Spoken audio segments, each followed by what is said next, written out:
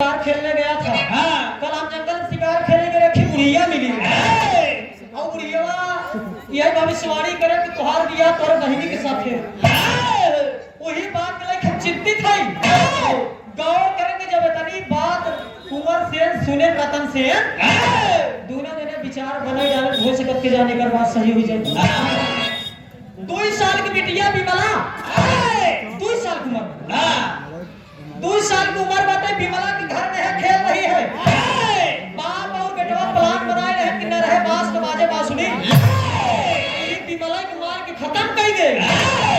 जब एक मार के खत्म कर दे तब हंस दिया। गौर करेंगे बाबूजी शाम का बेला है। राजा साहब और कुंवर सेन दोनों मिलके और एक धारदार चाकू ले लिए। धारदार एकदम फरक है।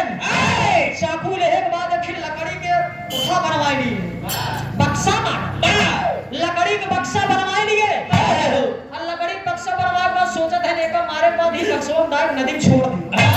पही जाए कि जानी ने पाए राजा साहब बिटिया का भाई शाम की बेला है। बाप बेटवा दोनों पहुंच गए।